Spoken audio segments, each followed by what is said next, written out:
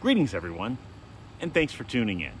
Have you ever wondered when you bought a kayak if it was going to have everything you wanted when you got it? Well, of course not.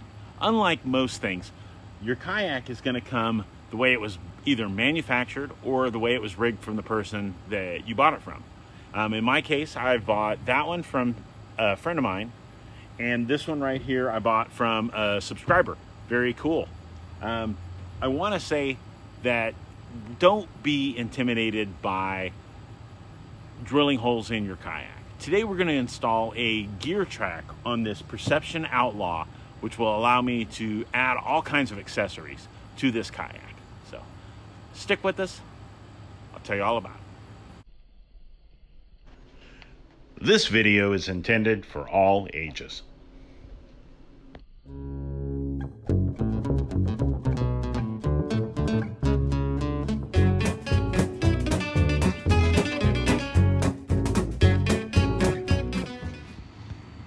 So a kayak like this is a Perception Outlaw 11.5. So it's just under 12 feet long.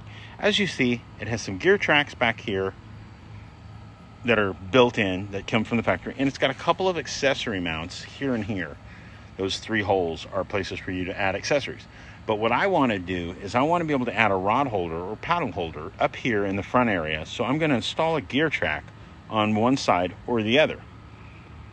Now, I will say, make sure, and I've talked about this in all my videos, that if you're going to rig this up, try to minimize using both sides of your boat.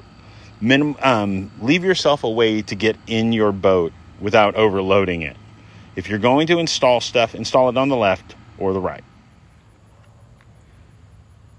So as we get started, you're only going to need a few things. And depending on where you get your Scotty rail or your Yak Attack rail or wherever you're getting your rail from, it might come with the hardware you need. But in my case, this one was one I already have.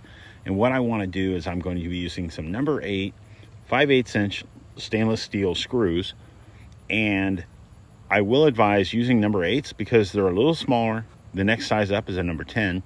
But if you use a number 8 and you say you over tighten it and you strip it out, you can always add a number 10. But once you get past a number 10, you really start getting into bigger screws. And number 8 is smaller. You can pick up a pack of these for like $10. There's 100 of them. So they'll last you for your next 10 little projects. So perfect. And what you're going to do is you're going to take this, figure out where you want it, mark it with your Sharpie. Then we're going to run them in with our drill. And then we're going to tighten them down with our screwdriver. Let's get started. Now for our project, all I had to do is come in and I marked left front and the right rear. And once that's done, I can just run my screws in. I'm not drilling them out, so it doesn't really matter. The secret is just to not over tighten them at all.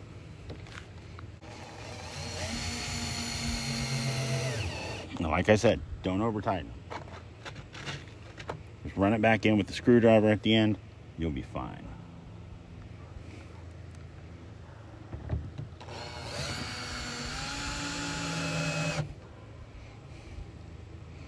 Go back. Finish up the rest of these.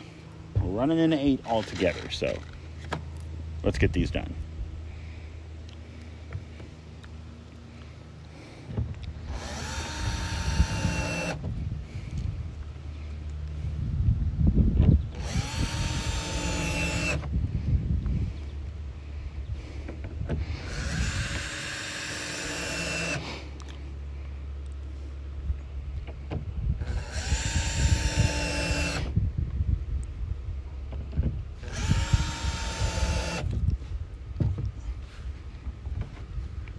Very nice. I'm going to come back with my screwdriver, tighten these down.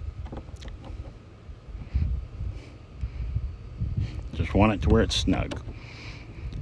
And the good thing about this is you don't need to really add any silicone or anything. This is the very top of your boat. It's going to get a very minimum amount of water exposure to the top where it's going to be it's not going to be submerged. So don't worry about all that. I've owned hundreds of kayaks in the last 30 years, and I've never had a problem with it. You got to remember, here in the South, I get condensation, which causes my kayak to gather water, and that's just going to happen anyways. And bam, that's what we got. We got that done, installed. I'm going to grab one of my accessories. Very cool. Now, hopefully my wife won't notice that they're gone off of her boat. That's her Crescent Ultralight. Now, this is not what I'm installing this for. We've got this really cool, like, rod stager that I ordered, and it allows you to hold rods and a paddle if you want. But as you see, they just slide in there. I do advise always, for me, I always put the little notch here towards the front, so if it's going to slide off, it slides off back, and it, you know, doesn't slide forward, because most of these boats have kind of a lean to them.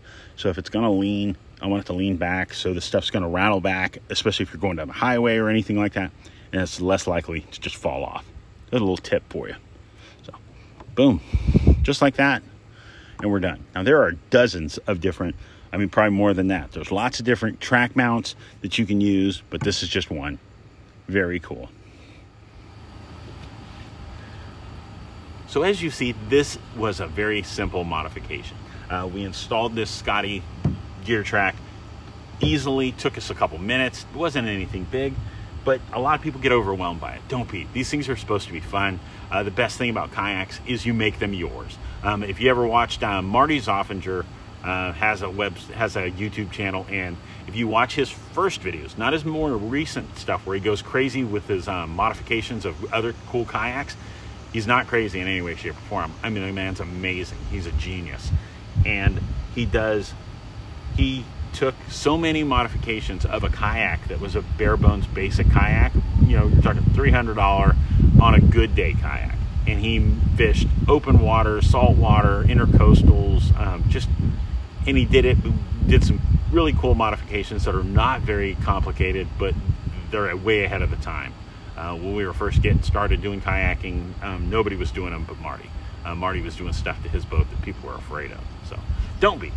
Guys, I'll put a link to Marty into his channel, and I'll put a link to Scotty and to Yak Attack, and I hope you guys will go check all of those out. Hopefully you guys will take time this week to get out there. Enjoy yourself, enjoy nature, be prepared, and stay safe. God bless, guys. We'll see you soon.